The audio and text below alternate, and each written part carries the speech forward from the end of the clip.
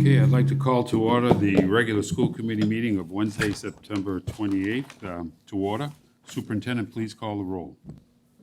Mr. Begoli? Present. Mrs. Cahill? Present. Mr. Guttrow? Present. Mrs. Hubley? Present. Mrs. Lebo? Present. Mrs. Santoro? Present. And Mayor Koch. Present. Please stand for the Pledge of Allegiance.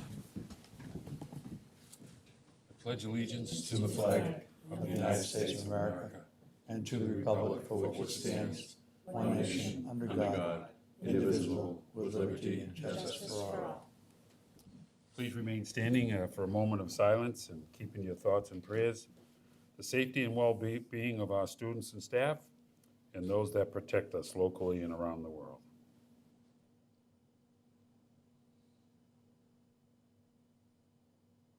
Thank you.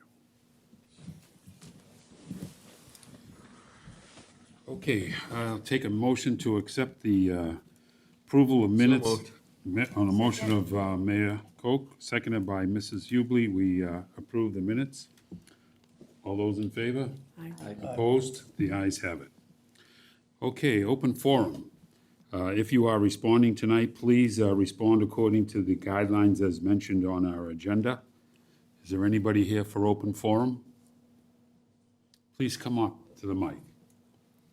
Are you familiar with the guidelines? I believe so, 4 minutes. Okay. Please state your name and address. Thank you. Good evening. My name is Maureen Kirby, 133 East Elm Ave. I am the mother of a student at Central Middle School. On Friday, September 23rd, 2022, at North Quincy High School football game at Veterans Stadium, my daughter, an 8th grade student, was severely assaulted. This attack from behind was perpetuated by 2 Quincy High School students. As this incident was at a school event and involved students within the Quincy Public School system, this falls into the school committee's domain. My daughter called me and told me that she was jumped from behind. I asked her who she was with at that time, and she said, "Some mom." I instructed her to go to the nearest officer, who she said was standing with what appeared to be a North Quincy High School staff. While on the phone, I heard her state to him what had occurred. She only got a nod as any sort of acknowledgement to what had just happened. With this poor response and lack of action, I told her to immediately find and return to that previous said mom.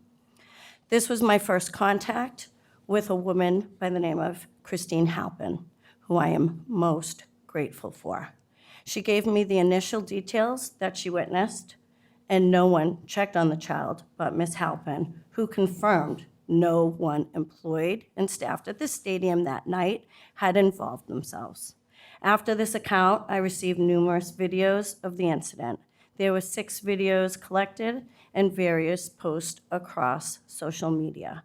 Based on the severity and volatile nature of the assault, I reported the information and details with Officer Dan Francis of QPD.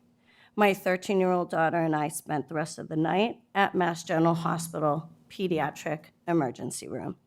At the time of the event, neither the assailant nor the victim were pursued or stopped. There was no follow-up medical attention given at the stadium.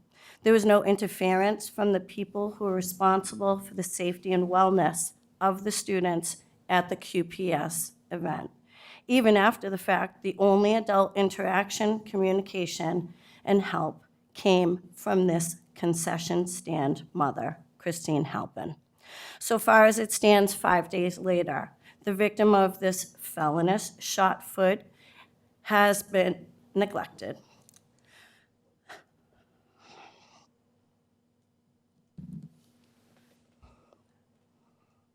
The names and identities of those involved in this assault have been confirmed. Yet before, during, and after, those in position of power to care for and protect these students have, in my knowledge, not really stepped up. There has been no accountability, proper follow-up, and this is a failure of protocol. This has been a nightmare game of pinballing responsibility.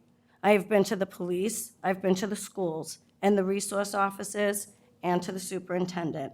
I have tried to establish communication at City Hall. There has been no firm answers, no follow-up, and no decency showed for this child. Everyone and all of those entities have pointed me here.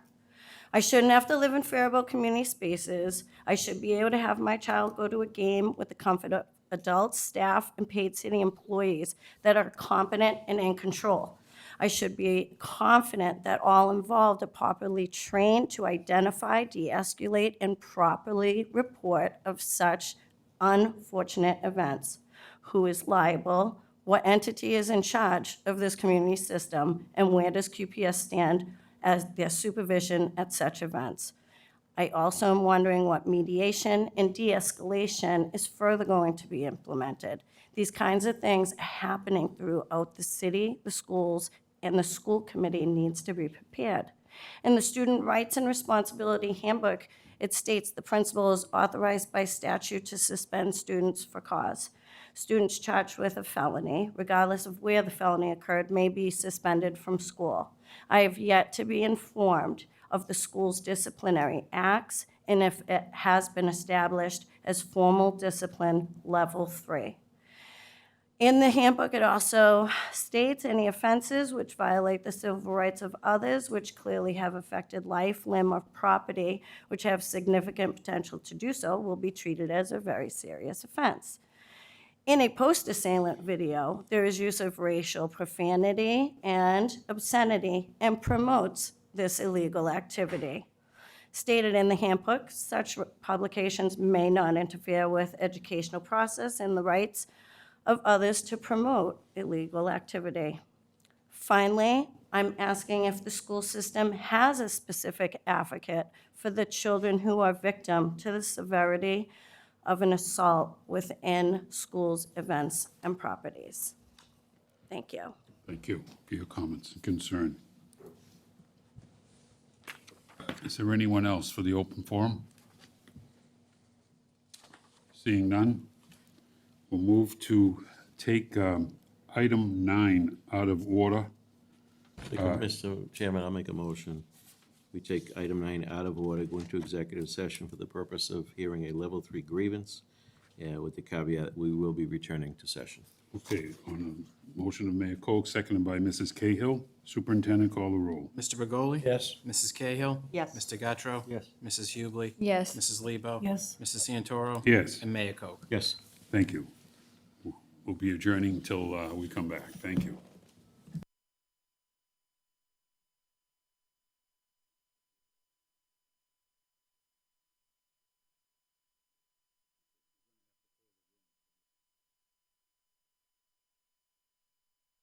Anything then.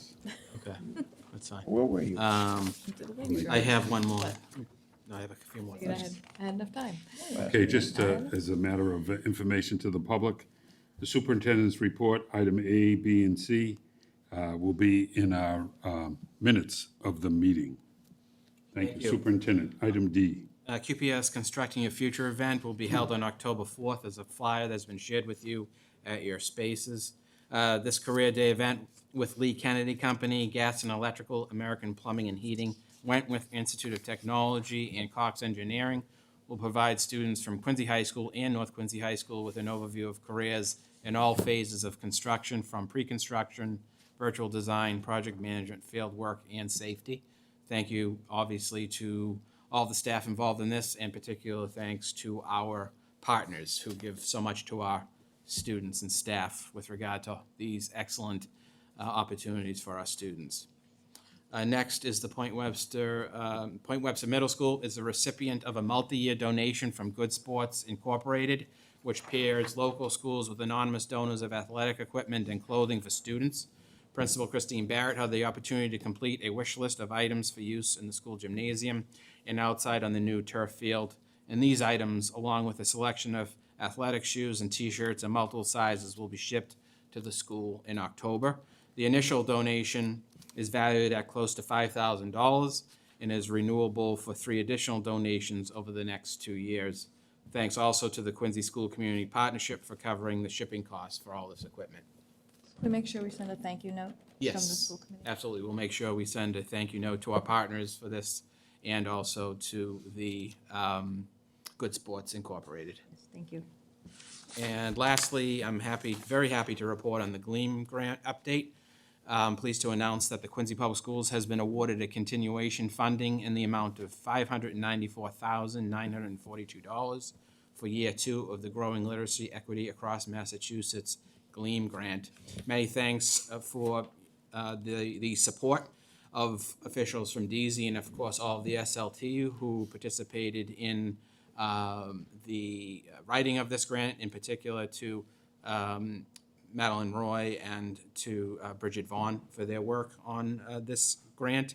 The Gleam activities will help the skillful implementation of high-quality core literacy materials for our K-5 students. So again, a very big grant that will help our students K-5 in the area of literacy, so we're very thankful for that. With that, Mr. Chairman, that concludes my report. Okay, any other questions? Seeing none, we'll move on to old business. Item 4, revision of school committee policy book, section 9.11.5, graduation requirements. This is eligible for a vote at the October 12th meeting. Mr. Bergoli. On September 22nd, the policy subcommittee met at Coddington Building, and we moved forward the revision of school committee policy book, section 9.11.5, for discussion tonight. So it is open for discussion. Is there any questions on that? Okay, maybe an explanation, quick explanation as to what that policy is. It's a high school promotion and requirement section. So were there any other further questions other than what happened at the subcommittee on the? Mr. Mulvey? I can just, we wanted to, as part of this, the community service learning component for our students needed, as you know, was put in hiatus for the last 2 years because of COVID, and that is a part of this, and we're asking, obviously, as part of this vote, that that be restored, so that we continue with our community service learning, so that our students go out and obviously donate their time for positive community activities. Can we get the hour requirement so the public is more familiar? Do we have that on hand? We're going to be reviewing that in the subcommittee notes. Aren't we? Okay, Or are we? Yeah. okay, we'll wait for that. Actually, we're not. I'm sorry. No? I'm just, if I was an interested person listening tonight, they may want to know what those hours are to complete. Yes, and I'm looking for my sheet on that, and hopefully I have it. Do you have it? Thank you. Mrs. Perkins can review that with us. Thank you. It's not in here. I believe that they are no hours for seniors, the current senior class, 10 hours for juniors, 20 hours for sophomores, 30 would be for freshmen. Okay, thank you. Okay, any other questions by the committee? Mr. Guttrow? Motion to accept.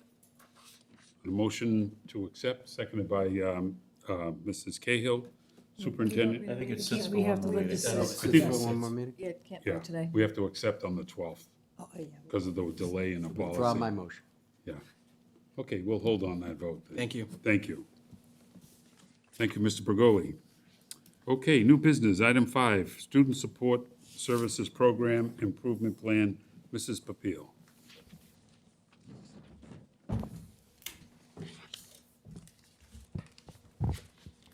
Good evening, everybody, and thank you so much for having us here tonight. We're going to review the Student Support Program Improvement Plan, and with me tonight, I have Peggy Farron, who's the school psychologist at North Quincy High School, and we have Karen McPartlin, who used to be a dean, but now is our school adjustment counselor at Quincy High School. So we'd like to share with you some of the steps we've taken to meet the needs of our students, and families, and building systems of support and a way to move forward together. We're really excited this year. We've got some initiatives that we started last year that we're building upon and some new things to supplement that. So we're just going to go right ahead and share with you what we're planning on doing. Here's a quote that Peggy found, and she found this at the SEL conference that we all attended, and we wanted to share that with you. It reads, "Engrave this upon your heart. There isn't anyone you couldn't love once you've heard their story." And this resonated with all of us because it speaks to the compassion and empathy as we lean into this work. We believe in the power of relationships and creating a sense of community and making things better for all. In reflection of last year and planning for this year, we set objectives. And we did that by anticipating the needs of our students. We created a strategic plan using data systems, plan supports through inclusive practices, prioritize social emotional learning, focused on PBIS and restorative practices, and finding a multimedia interactive tool that engages for social emotional learning. And it's really accessible for teachers, which we're really excited about. I just want to review with you that we've had some grant opportunities that has really supported our work. We took advantage of that funding to build upon a multi-tiered system of support. That looks like an MTSS tiered support at the high school level and PBIS at our elementary and middle school levels. A multi-tiered system of support is a framework for how school districts can build the necessary systems to ensure that each and every student receives high-quality educational experience. It's designed to support schools with proactively identifying and addressing the strengths and the needs of that school. Decision-making is based on data, progress monitoring, using evidence-based social-emotional curriculum. And social-emotional curriculum is really an important piece in the heart of how we're moving forward. Social-emotional learning emphasizes the process of developing students and adults' social and emotional competencies, the knowledge, skills, attitudes, and behaviors that individuals need to make successful choices. Through last year's grant money, we were awarded $150,000 to form partnerships with several organizations and hire staff. As you all know, last year, the needs of students and families was continually evolving. So through stakeholder feedback, analysis of high-risk data, which we'll touch upon, discipline reports, we were challenged to provide interventions and supports. We use funding to support the use of restorative practices, analyze where multi-tiered systems of support would have a role, increased relationships with therapeutic services, with Walker and Quarry in particular, have been really great partners for us. We hired 2 full-time school adjustment counselors. And over the summer, I did apply for continuation of the social emotional learning and mental health wellness grant, and we were awarded $127,000 to continue our work in that area. And thanks to the school committee and to the superintendent and assistant superintendent, the school adjustment counselors were put into the budget through the ESSER funds. So that really freed up some money for us to do some serious strategic planning and select an SEL curriculum. And again, fund the clinicians at the 2 high schools and some of our elementary and middle schools. And we're expanding upon that. And we're really happy with Walker's partnership because they were able to get clinicians that have linguistic capability and representative, for all of our students. And it's really quite impressive. So it was a team of us that went to that SEL conference, and Karen will speak more about that. Both Peggy and Karen went to the SEL conference. It was through the CASTLE, which is the Collaborative for Academic Social Emotional Learning at Harvard Graduate School. There was a team of 10 of us. The health educators went with us from the high schools and the health interventionists. The other school adjustment counselor at North went, the past guidance counselor. So we were really excited to have such a great team. And we tried to really kind of split up so that we could take advantage of the different learning strands. So we learned a lot. And Karen, like I said, is going to talk about that and what we brought back and what we're going to implement. One of the priorities of the grant, like I said, was to strengthen that partnership between Walker and Quarry and us. Walker and Quarry wrote their own grants in consultation with us, and they were really concerned, this was last year and the year before, about kids being able to socialize and connect when it was locked down. So they created these Living Out Loud groups, and they started at North and Atlantic, and they expanded to Central. And this year, they'll be at Quincy High and Point Webster. What's really exciting about those groups is it's for students that are arriving new to the country that aren't making those social connections that we'd like to see them make. But also, we do have some kids that just want to make social connections. So it's like a mix of kids in those groups. And they're led by bilingual clinicians, Portuguese-speaking clinicians, and Mandarin-speaking clinicians. As you see, there's lots of representation of clinicians that speak Portuguese, Mandarin, Russian, and Ukrainian. One of the clinicians speaks Spanish and Vietnamese, and Korean. We have black clinicians, white clinicians, so we would just want to respond to the cultural and linguistic needs of all of our students. And they've done a really nice job. They've even sponsored people on visas so that they could get a diverse team of clinicians to respond to our schools. Lots of schools around the state, lots of districts, they have waiting lists. You know, they would try to refer kids out. And they're 6 months to a year of a waiting list. Our kids were prioritized. You know, we would jump the list because we had clinicians right in our building. Those sites that don't have clinicians at their building have a referral form. And so every site had access to Walker clinicians. I mean, for the most part, we were able to respond very, very quickly, especially in comparison to other districts that struggled. So I'm very grateful for that, and I'm very grateful with our partnership with Quarry because they've done a lot to support and write grants to make sure we have peer leadership programs and peer tutoring. So I'll just reflect on our goals. You have a goal reflection in my program improvement plan from last year.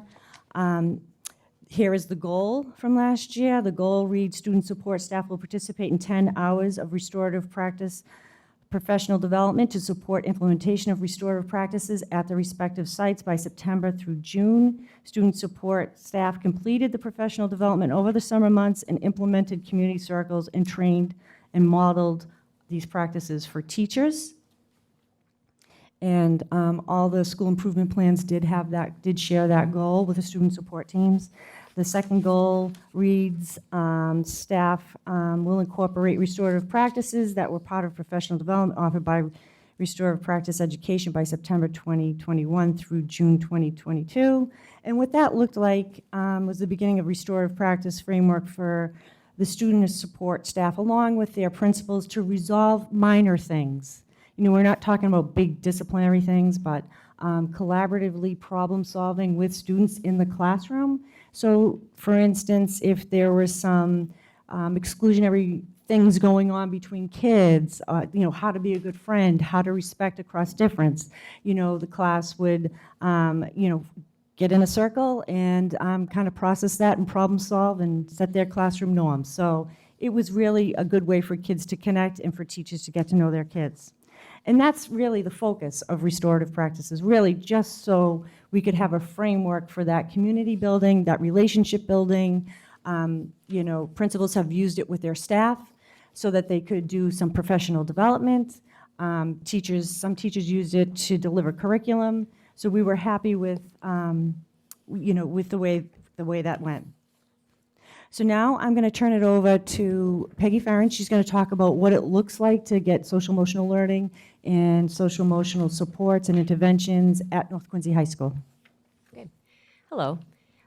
So one of the things that we want to talk to you about is what North Quincy High School looked like last year. These are some numbers. When we talk about high-risk incidents, we mean typically when a student is feeling so stressed out or so depressed that they're thinking about hurting themselves, they have hurt themselves. And for as long as I've been in Quincy, which is the early 90s, it's been about 50 a year.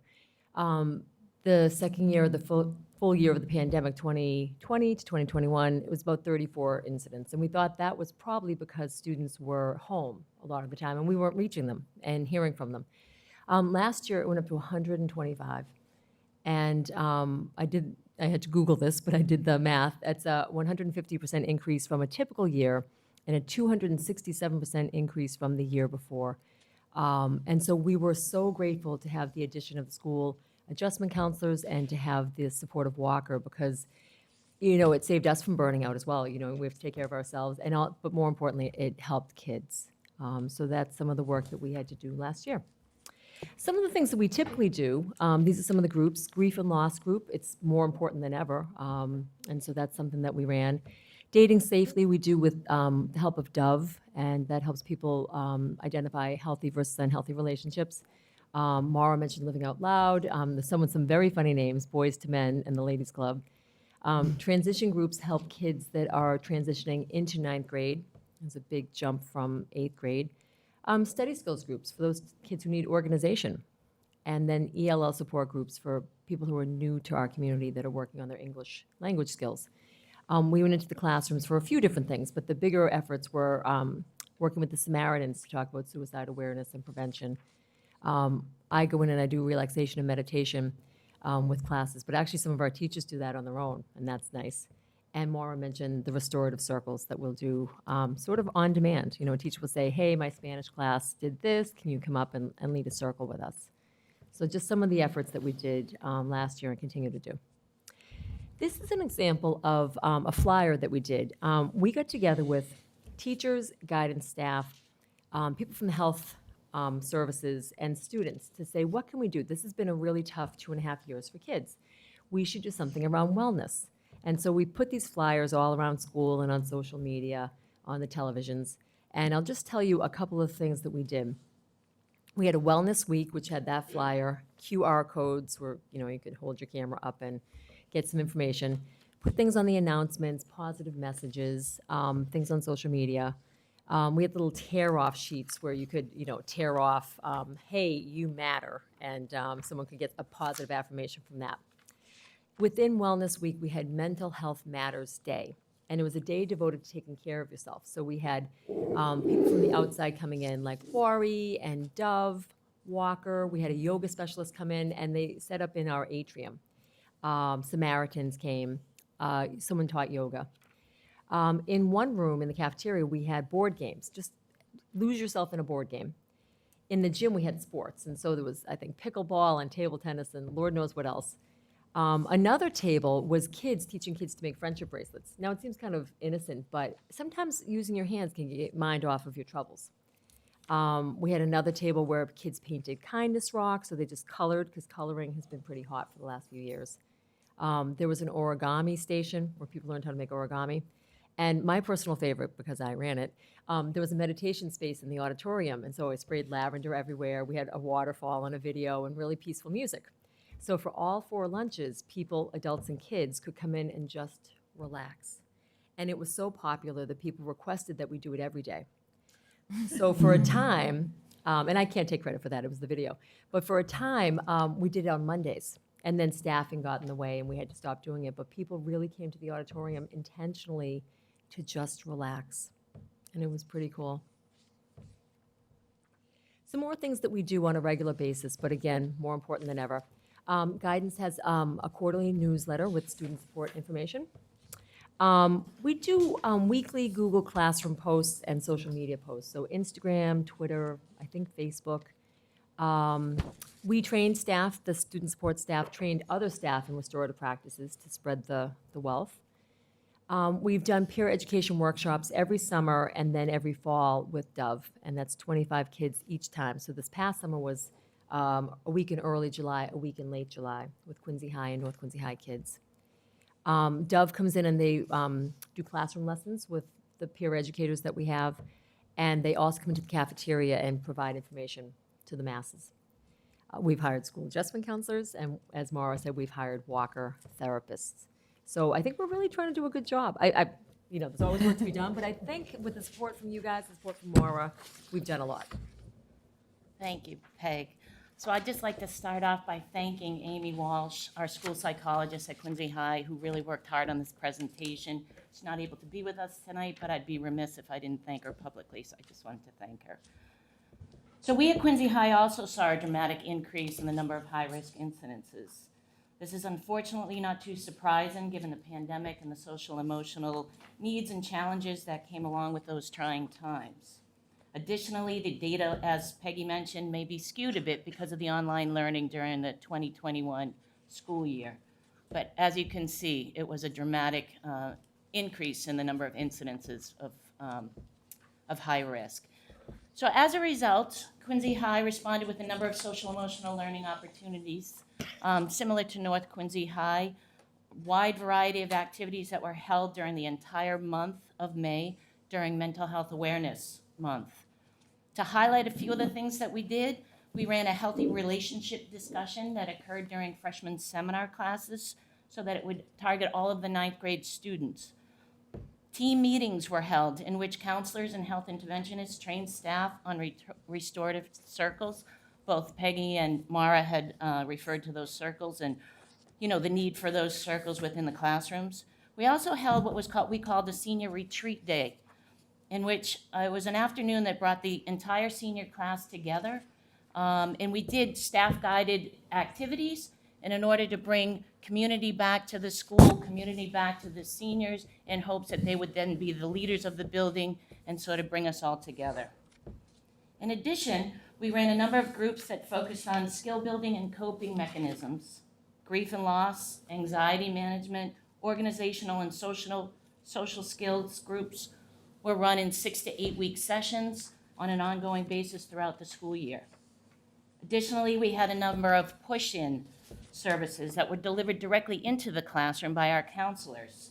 They would go in and guide discussions on a variety of topics, which included coping strategies, suicide awareness. We included a mindfulness homeroom and also a Monday group for those that wanted to do a mindful Monday.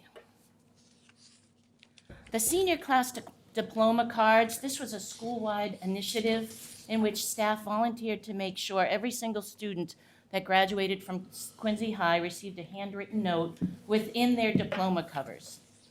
These letters of encouragement gave staff time to reflect upon the relationships they built and hopefully provided the students with a sense of belonging to our Quincy High community. Peggy and I were fortunate to join Mara and a small group of our colleagues to Harvard to participate in the SEL Institute.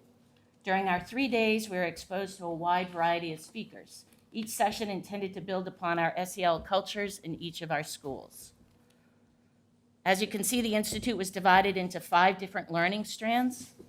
Each of these strands were also broken down by grade level. The conference provided us as practitioners with inspiration, current research, as well as lesson materials that supported the importance of SEL throughout our buildings.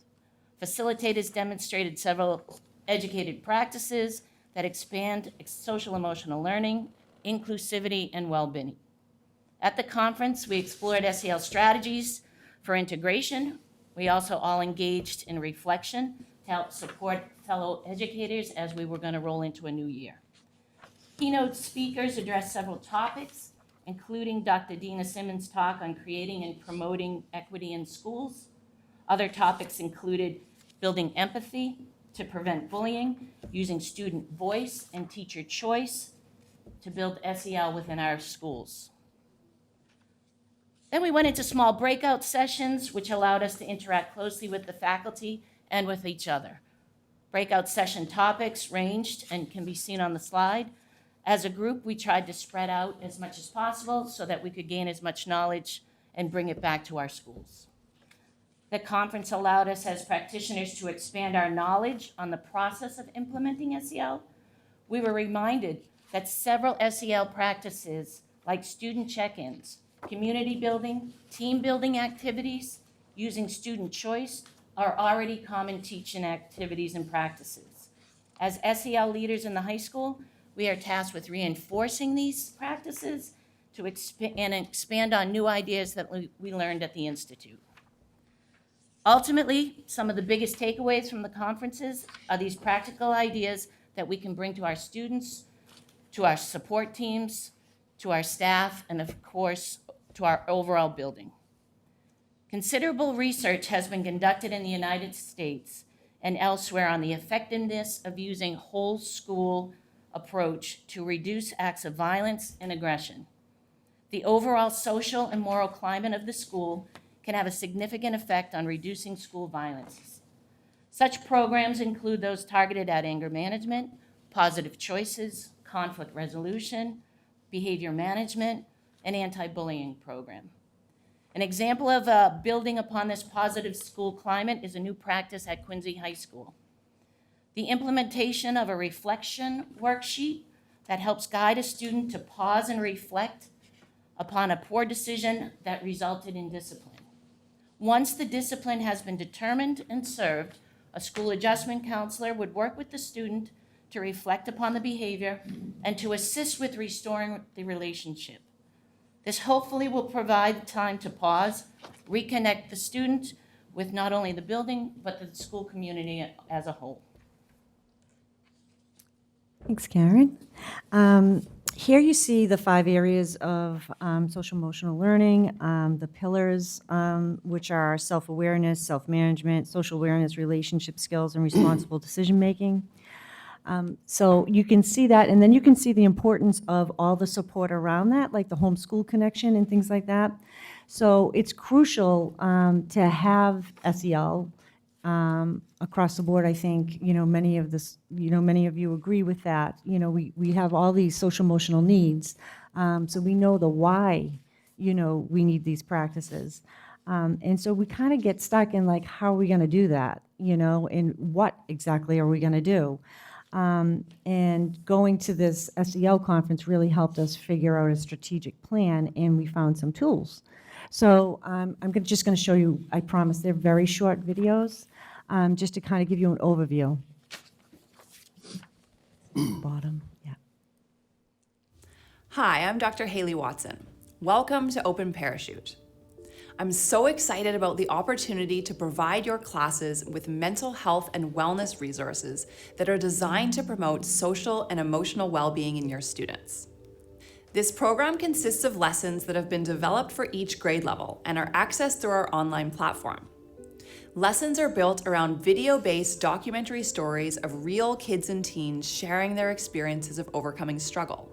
Alongside these videos, you are provided with easy-to-run classroom activities and discussion questions based on the videos.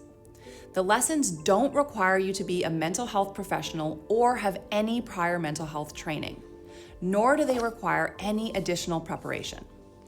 You could plan on using them next week, next month, or even next block. Every aspect of these lessons has been designed in collaboration with teachers like you to ensure that each lesson is flexible and easy to use in your classroom. I encourage you to access our support team of psychologists at any time for advice on how to address specific mental health situations in your classroom. You can do this directly from the platform using the chat function, or you can reach us by email or phone at any time. Thank you so much for all you do to support your students. We can't wait to help you and work with you in any way we can.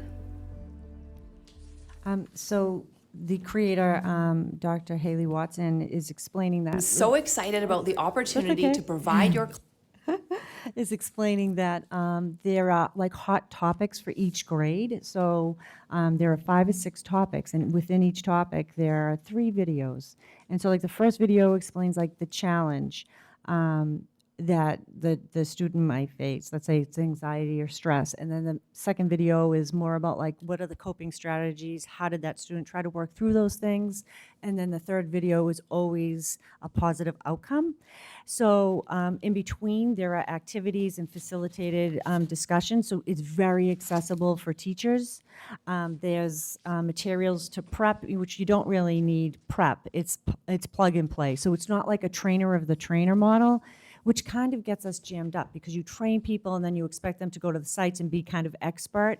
This is really accessible. You could just, kind of look at the plan, read the prompts, and you're just the facilitator because Dr. Watson she's the expert, she's the psychologist, so you don't have to be a psychologist. So we're just trying to build some confidence for educators to do that. So the student support teams are going to share this resource, they're going to unpack it, and then they're going to assign topics for each grade, and teachers are actually going to deliver it. So the student support staff will go in and help them if they need some help. Some teachers already feel comfortable. Naturally, for like the health educators, they're going to just use it as part of their curriculum. So if they do something in, bullying based on race, let's say, or racial slurs or something like that, or social media. So they'll do that with grade 7. So there'll be like 4 lessons on that one topic for grade 7. So, I don't know of another model where you can kind of get it school-wide really quickly with really relevant topics. These are real stories. They're student voice, which is always compelling for kids. So there's just one other short video. It's 2 minutes. I'm just going to play that for you so she can explain a little bit more.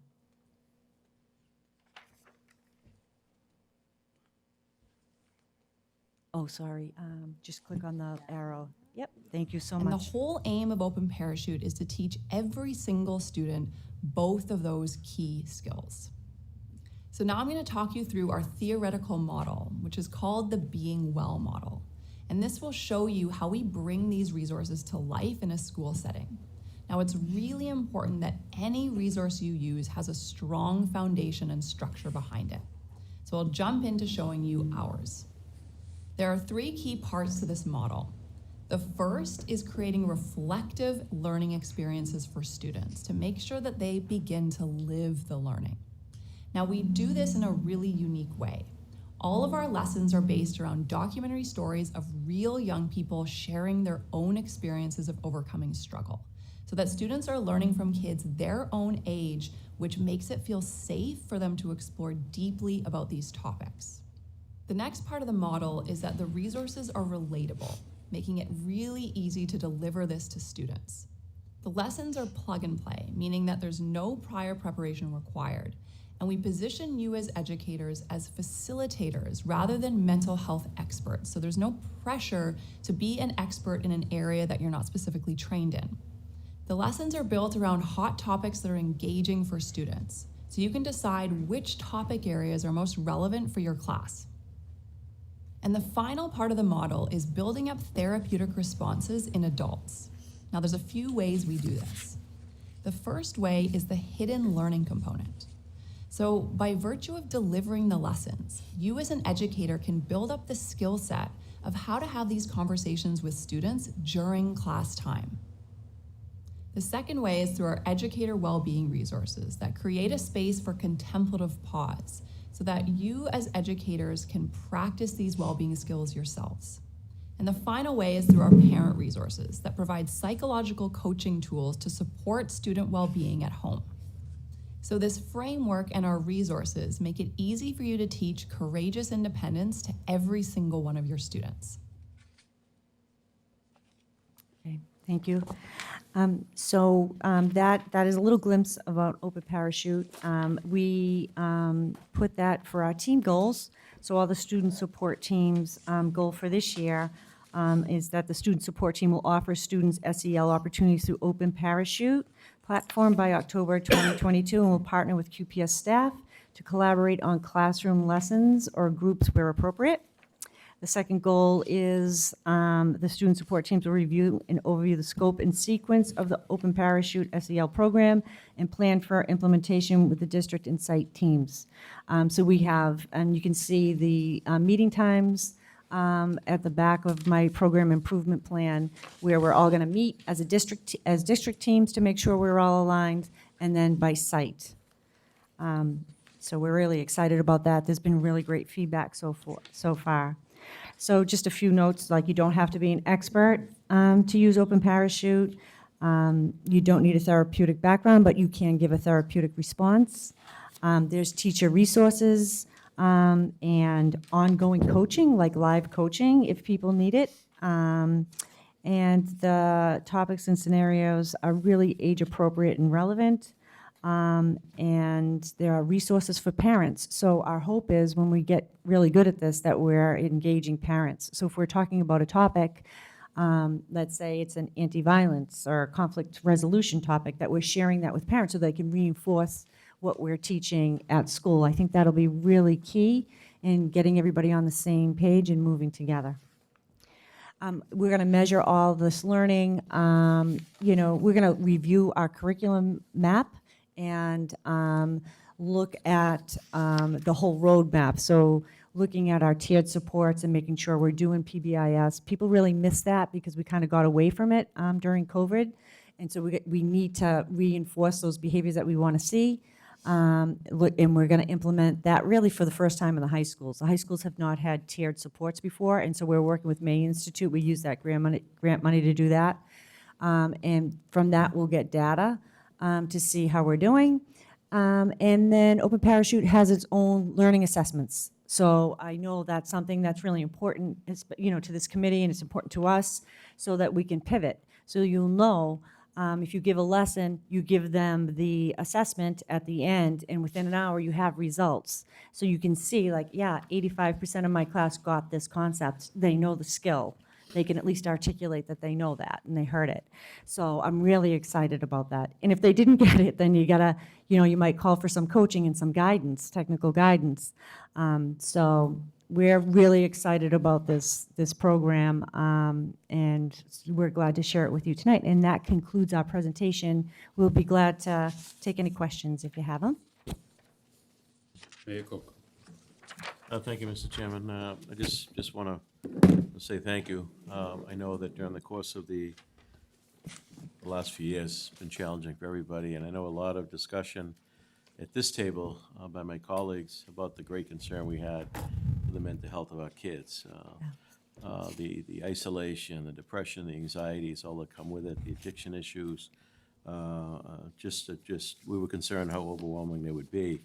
But having said that, I'm so proud of you, our staff at every level, from the superintendent down to everybody in the classroom. The work was remarkable. The concern for each of our kids was real. And I'm just so grateful for the great work that has been done. And I'm certainly hopeful that we're getting beyond some of this stuff. And listen, I also recognize that not every kid comes from a perfect home. There's a lot of challenges and baggage some of these kids carry that come to school every day. I know that's not going away with the pandemic behind us, but I certainly hope that we will get back to some kind of normalcy, whatever that may be for the system in general. But I just want to say thank you. Work well done. Thank you so much. Anyone else? Mr. Gattro? Thank you. I agree with everything the mayor said, but I had three questions. Obviously, there's, it looks like both schools had a 150% increase, roughly, same math, explosion from 34 to 125, from 18 to 49. What I didn't see in the slides, first question, is a definition or a list of, quote, high-risk incidents. Oh, well, I can speak to you about that. So whenever there's a student that might be struggling with self-harm, thoughts of, Is it just self-harm? yeah, that So unfortunately. all of these are self-harm incidents? Yes. And are they,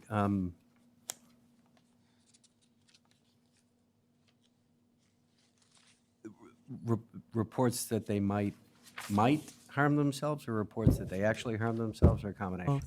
Both. So this is exclusively self-harm incidents? Yes. Okay. And, And that's just the high schools. yeah, is the, now question on reporting. Is it that there is, because of the practices that we've adopted, that there is more of a willingness to report these incidences? Or is it that we're better equipped to diagnose it and have it reported? I don't think there's a change in our ability to get students to report to us. So it's all self-reporting, right? You're a friend or a parent Or a teacher, or a teacher, yeah, definitely a teacher, yeah, coaches. yeah. So it's not an increase in willingness of So, what you're saying is that the self-reports are static, and then it's other people reporting? No, No. it's Okay. always probably been, So I guess my question around reporting is there are we seeing a substantially higher number of self-reports? And again, that gets back to my question. Is it that they feel more comfortable self-reporting, or that we're just in a position, based on the programming that we put in place, to better kind of diagnose it and see it and have them do it? I would just say there's an increase in students experiencing suicidal ideation and self-harm and attempts. And that's not unique, unfortunately, to our district. That was one of the speakers at the SEL conference, is a psychiatrist and in the pediatric unit for Boston Medical Center. Because the best team is the Boston area crisis team. We use Aspire for our crisis team, but the best team, so they collected stats and their numbers, quadrupled. We hear the biggest concern and heartache from our perspective is that, students, when they feel this way, first of all, in their families, it is very painful. And then oftentimes they get stuck in emergency rooms because they're evaluated by a crisis team in an emergency room. And sometimes kids would be stuck in an emergency bed for weeks before they could get a psychiatric bed to ensure their safety. So we are very concerned about our most, kids that are dealing with a lot of issues, that very difficult issues. And that's why, as we saw when I said, we looked at the data collection and things were evolving all year, that's why we reached out to Walker and we said, can you help us? We want you in our schools. We have some grant money. And so kids were seen on an emergency basis. And so like if you didn't have health insurance or you couldn't get an appointment, which was really a problem, we had clinicians that would help us navigate that, so they'd see them at least twice. And sometimes the crisis team couldn't respond as fast as we'd like them. So to have clinicians and have the staff is so good. I can't tell you that, having the staff responding to all of these things, like to the third or fourth power, and then creating other opportunities for support at the same time, they have worked tremendously to make sure that we've responded to these crisis situations, and we're also trying to do some preventative work, I mean, that's pretty extraordinary. I can't say enough about these two people. Karen, in her role as a dean, often did a lot of crisis work. Peggy did a tremendous amount of crisis work with the team at North Quincy High School, just the whole system. And I know those students and those families are very grateful for their work, but it's a crisis. I can, if I can elaborate on that, one day I had to go into the South Shore Hospital emergency room with a child in an ambulance because we were waiting for a parent. And they have an adolescent section, and the adolescent section was almost wholly psychiatric. I think there was one, maybe sprained ankle, and the rest of it were kids in gurneys or whatever they call them, all psychiatric. And is this all pandemic driven? Is that so all the lectures that you go to that talk about the fact that it's a broader phenomenon? Is that, are they attributing it to the pandemic? I would say, I mean, that is the one factor. I mean, that's what, hospital emergency rooms have been overwhelmed by this, and they're looking at ways to try to fix it because they're so overwhelmed. And then a final question, you probably don't know this. Is the student population disproportionately higher than the adult population, or are experts seeing this at all levels post-pandemic that, self-harm, there's a lot more incidents of self-harm regardless of age? Do we know that? I'm pretty sure it's an adult issue also. Thank you. Mrs. Lebo. Yes, thank you very much for this. I'm thrilled with the fact that this is just going to be part of and that it's so easy to implement. It really looks great to me, and that it can be part of the situation that's just part of the regular education of our kids. because I really believe this is so important. And I love the fact that it fits in with our curriculum map, and we'll be able to see where it's being implemented. And the assessments are wonderful, too. Especially for the teachers who are right there implementing it to see if there was an impact or not an impact. I have a couple of questions. First, to Mr. Guttrow's point, I do think it's much higher in the adolescent population after COVID because they were so isolated. They were really so isolated from their lives, their typical lives, and I think that was so detrimental to them. So to the mayor's point, getting back to normal, I do believe is going to also help that whole situation. But I have one question. Is the open parachute program evidence-based? Yes. It is. And any issues with potential triggering? Yeah, I mean, I think that's, the topics are relevant and, like I said, there's always a positive outcome. So that's important to note. And it's empowering because kids are engaged. So like, one of the things was about this little girl was struggling with anxiety in one of the videos, and she talks about that. And one of the activities after the first video, when they show you the problem, was she had to be reassured all the time, and she was trying to break that habit of being reassured all the time. And they talked about how would you break a habit when you're anxious? That's not healthy, And so they would have to problem solve all together to figure out, what are we going to focus on? What unhealthy habit do we want to change? How are we going to support each other? And how are we going to measure when we reach that? So it's very engaging and empowering, but sometimes the topics are hard. These are hard things that these kids are dealing with. And so they may be triggered, and we're prepared for that, and the student support teams are prepared for that so that they can process for kids that might be having difficulty. And the classroom teachers who are implementing it understand that there may be some triggering in what they should do if they see that? Yes, there's some really great resources on there for the staff that will be delivering, and they encourage you to do like work groups to process for the adults, because it's a process for the adults to model those social emotional skills too. So you kind of have to build them yourself in order to teach them. It can be a struggle for some. Thank you. Thanks. Anybody else? Mr. Bergoli?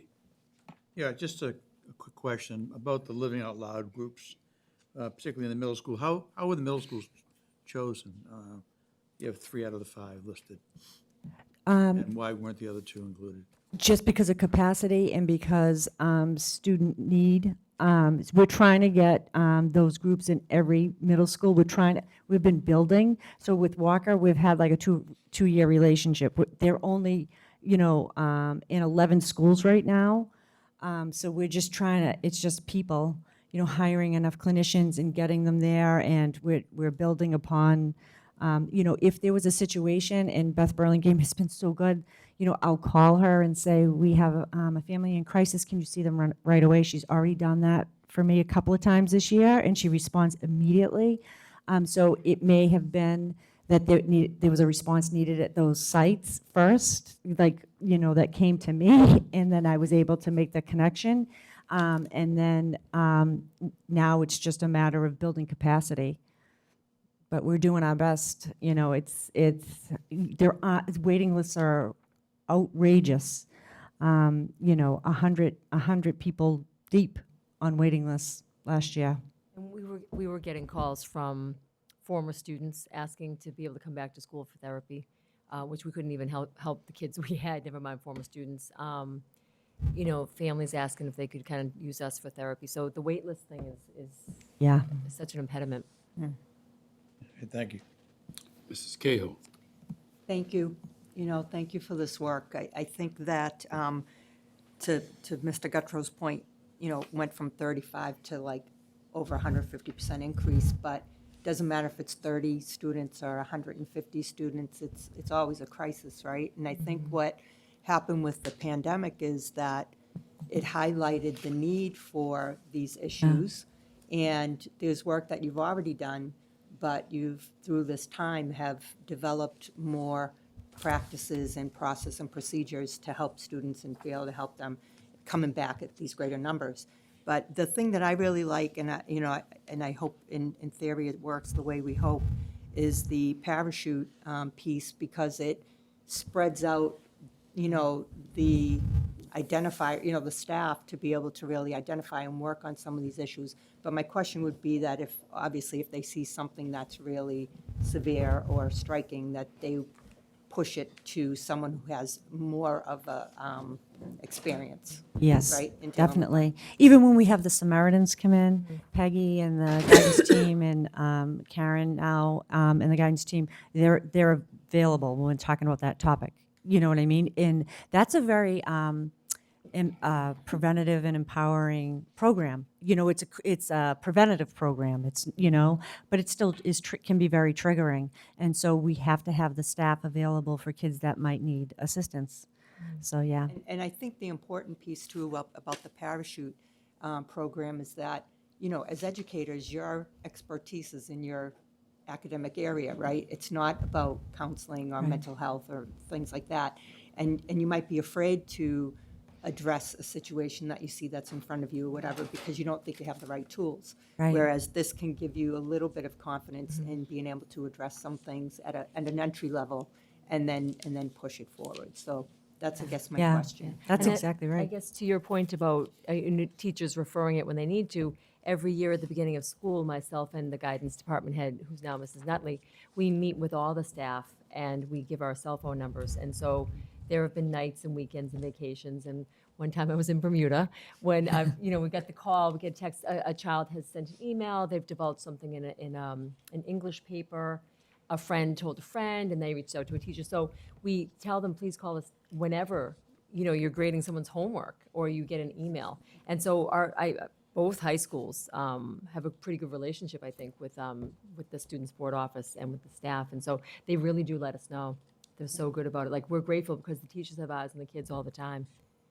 Well, I'm grateful for the work you're doing, because I know it's hard, and there's a lot of background and things that you need to be aware of. So thank you, and thank you for bringing this stuff forward. Thank you. Thank you so much. Thanks. Thank you. Thank you. Thank you. We need a motion to accept the plan. It would be great if you did. Yeah, that would be great. Okay, motion of Mrs. Lebo, seconded by Mrs. Hubley. We accept the plan. All in favor? All in favor? I, Aye. Opposed? The ayes have it. Thank you Thank you very all. much. Thank you. Thank you very much. Thank you. Thank you.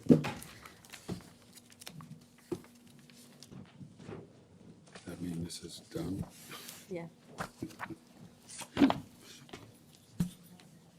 Okay, we're going to look at new business, item B, Health Services Program Improvement Plan. Mrs. Hua.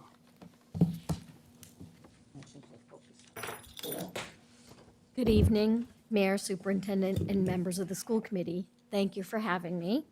I would like to take this time to review the health services team goals for the 2021-22 school year and to share the 2022-2023 team goals.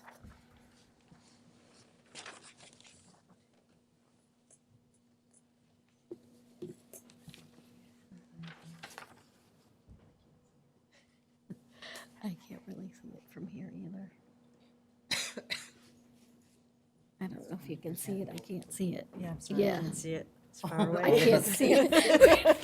I'm sorry. Here, I'll point to it.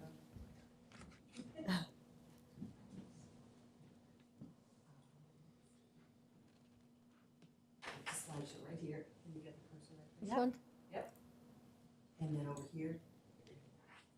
Thank you. Thank you so much. Okay. So one of our goals was to continue with the wellness initiatives based on the Alliance for Healthier Generation Healthy Schools program framework of best practices. Each nurse will use the Alliance for Healthier Generations assessment tool and to develop an action plan they can use to improve overall wellness in their buildings. Wellness teams at each site work and collaborate throughout the school year to improve their community's health and well-being. Last year, our main goal was to educate students, staff, and families to increase their awareness of COVID-19. This included identifying COVID symptoms, health and safety measures such as hand washing, social distancing, proper use of face coverings, and when to stay home when you're feeling sick. Monitoring their own health symptoms, knowing what to do if they tested positive for COVID, and having the students and staff follow the Mass Department of Public Health and DZ COVID guidelines and strategies not only while in school, but when outside being social. One of the most important things a school nurse can do is to increase school attendance rates by using their nursing assessment skills to keep students in school when they're deemed healthy enough to stay in school. These past 3 years have been extremely challenging due to the Mass Department of Public Health, DZ, and CDC guidelines for COVID. Students had to be sent home for symptoms that in years past they would have been able to stay in class and stay in school. Our goal last year was to create a school-wide public health campaign that increased staff, students, and family awareness and knowledge of preventative health measures relating to preventing the spread of COVID. During the 2021-22 year, our focus was COVID-19 preventative health measures with emphasis on recognizing and reporting illness symptoms, proper use of face coverings, COVID testing, and understanding the guidelines. Some of the initiatives included a staff training the first week of school on all things COVID. They got a Healthy School Year pamphlet with all the guidelines and information sent out to parents and guardians.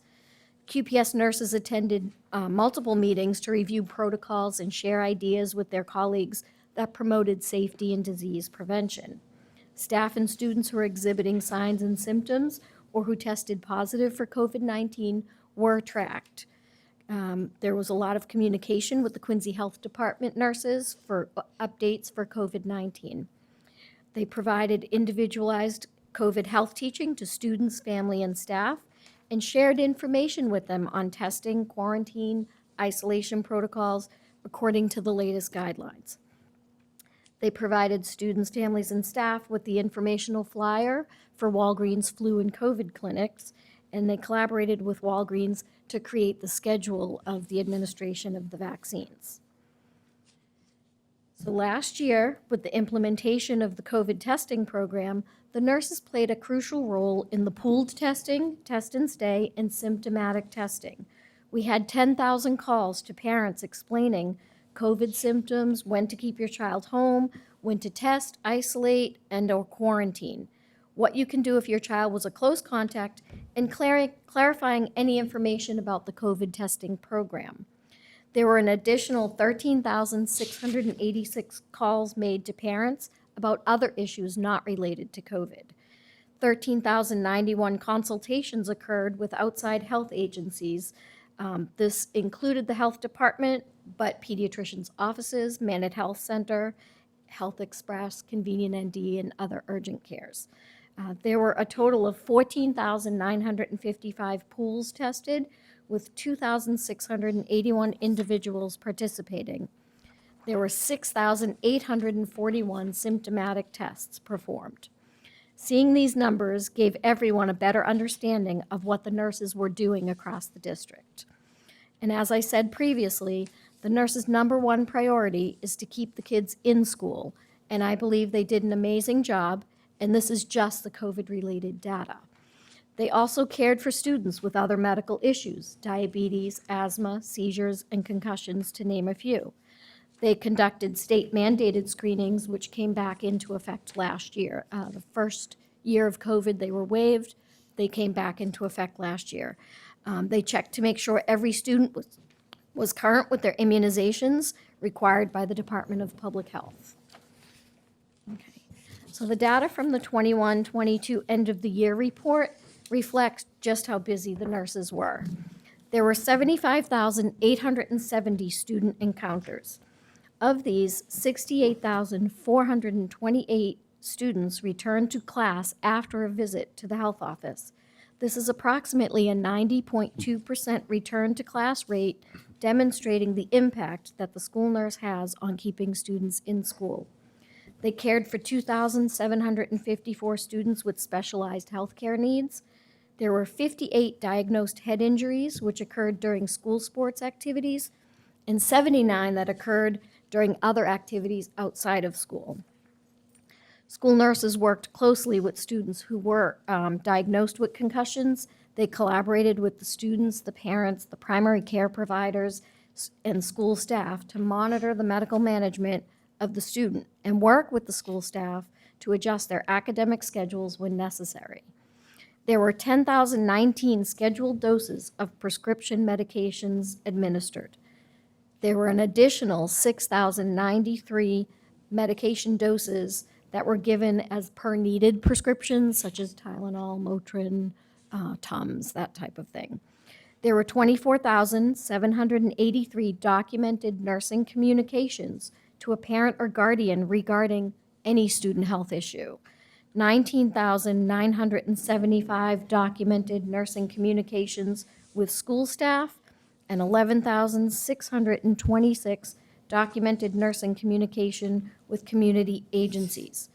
Nursing staff who are CPR instructors continue to offer CPR and AED classes to our staff members, and there were 123 staff members certified last school year.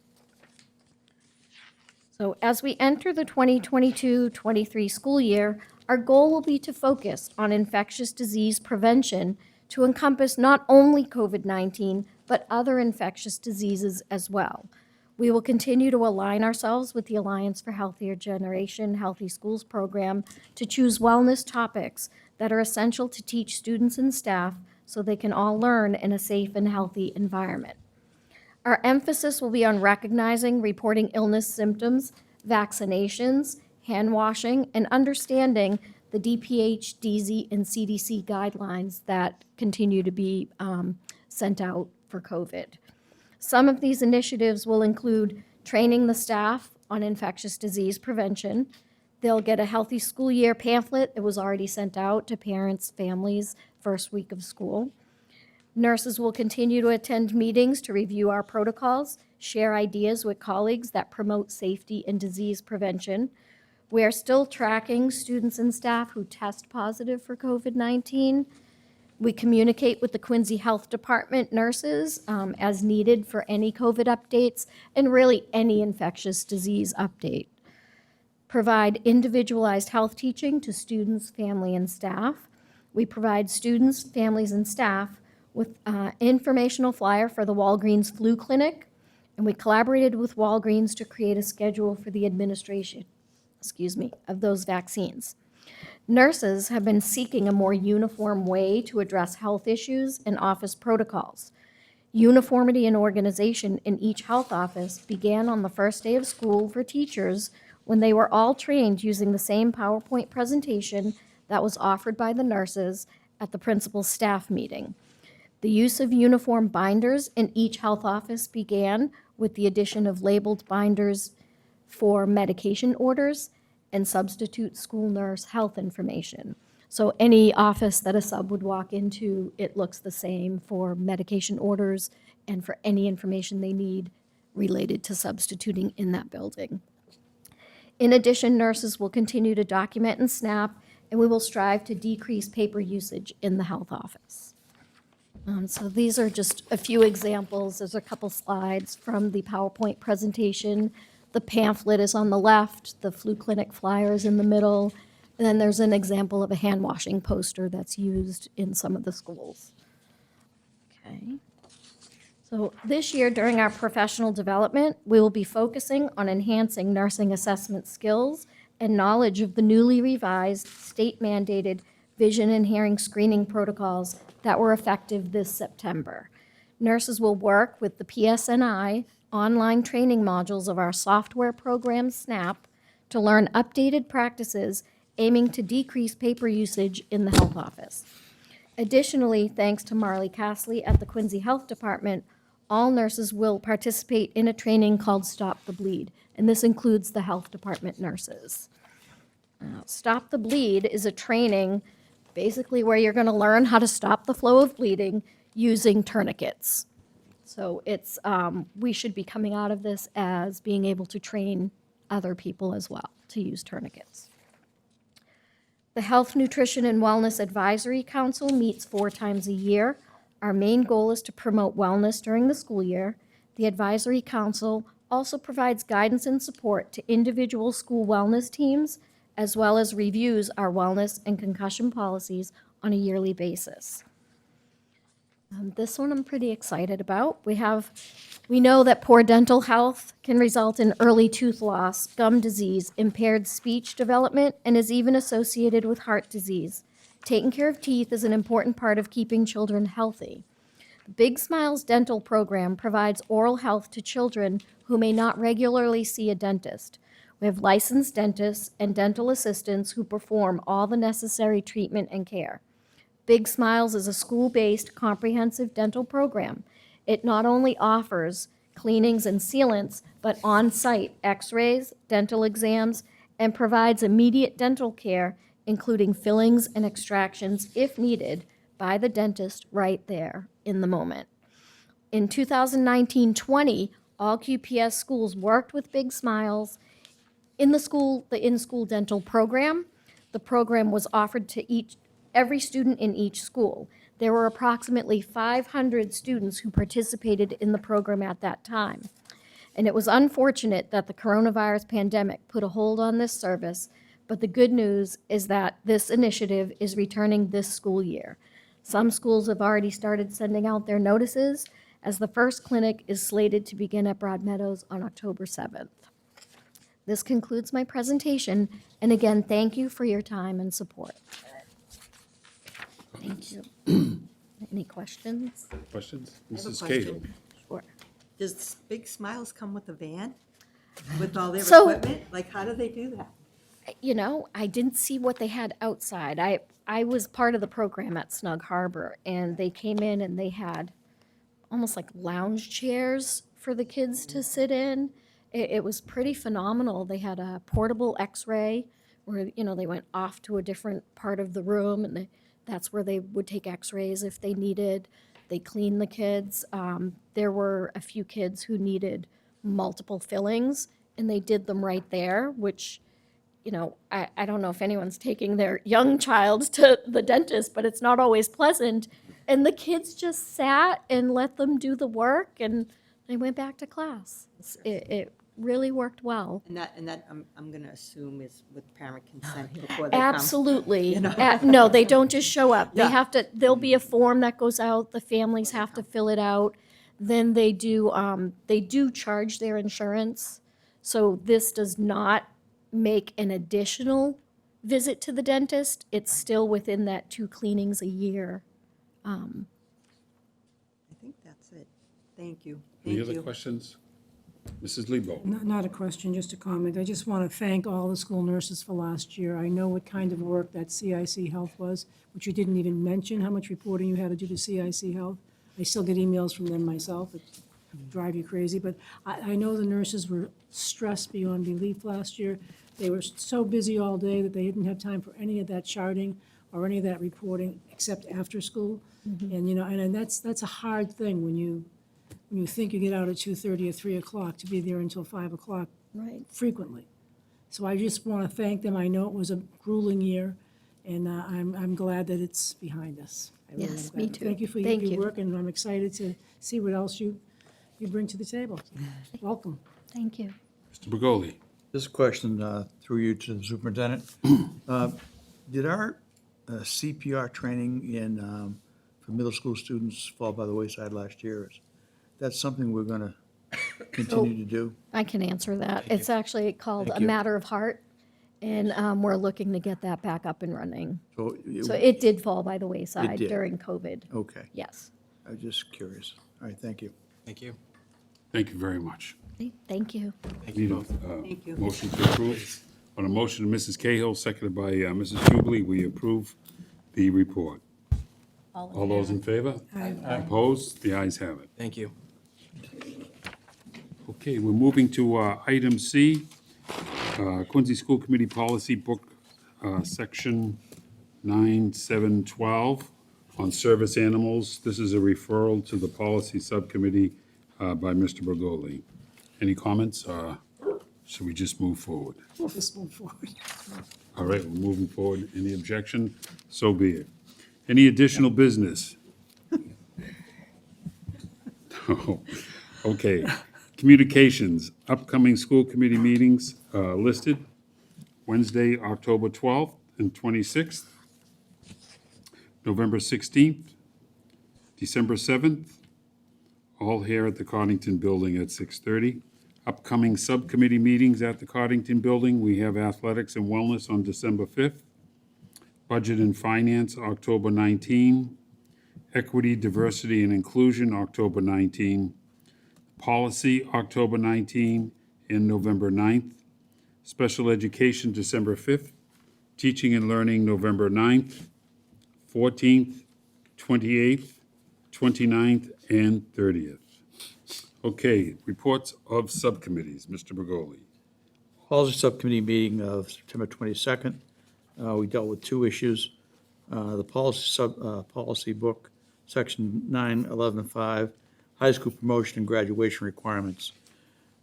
This is all reviewed. The proposed language changes. These changes will reconcile the policy language with that currently used in the high school program of studies and include the reinstatement of the community service requirement. This policy revision will appear on the September 28th, this evening's school committee meeting, and will be eligible for a vote on October 12th. The next item on the agenda was the proposed creation of a policy to restrict the use of all cell phones and other personal electronic devices during the school day. A draft policy was shared with the school committee. We weren't just talking about cell phones, we were talking about watches, et cetera, so. Mrs. Hubley suggested several wording changes and asked about students with repeated violations. Superintendent Mulvey said that this year, both high schools have already communicated to families and students that phones can only be used at lunchtime and should be away during class time. Middle school students currently keep phones in their lockers, and most elementary school students do not have cell phones, so it has not been as much of an issue at those levels. Mrs. Lebo said that she has heard from many teachers that this is a problem. Mrs. Lebo suggested that the teachers be surveyed first so the data can inform parent and student surveys. Mrs. Lebo does not want students to be suspended for all cell phone policy violations, and I agreed. Mrs. Lebo suggests the principals may have ideas about disciplinary tools that can be used. Mrs. Cahill said that she has heard from parents that they are very concerned about the distraction for their students. Mental health, invasions of privacy, and cyberbullying are all risk of cell phone use during school. It is a good compromise for students to keep cell phones put away, and important that the policy is clear for student, parents, and staff. Ms. Hewley brought up that a local town has seen a decline in vaping in the restrooms due to students being unable to text about meeting up. I suggested that I've heard from students and teachers concerned about cell phone use in school. I'm concerned about cheating, students taking pictures of a test, forwarding it to another section of the same class. And also, this wasn't included, but I brought it up, that pictures being taken, videos being taken of students in class and also the teachers. I reviewed that this item will remain in policy subcommittee, and the next step would be to create a staff survey. Next policy meeting is scheduled for October 19th, and the high school principals will be invited to share their thoughts. Superintendent Mulvey said all Quincy Public School teachers will be surveyed in order to verify if there are issues at the elementary and middle school levels. This is going to be online, so if you can review the whole text of this meeting. Thank you, Mr. Bergoli. Okay, any other comments on the subcommittee? Okay, before we adjourn, Mayor Koch. Yeah, I should have probably done it earlier, but earlier tonight in front of Town Hall, Rabbi Benjamin did a little ceremony, and he reminded me that today is Rosh Hashanah, which is far more important to the Jewish community than Hanukkah. And it is the new year for the Jewish community. So I just want to take a moment. I know we have a lot of families who, from that heritage, who practice that faith. Just wish them all a happy new year. With that, I'll make a motion to adjourn. So moved. Second by Mr. Bergoli. All those in favor? Opposed? The ayes have it. Thank you. Thank you, everybody. Meeting adjourned.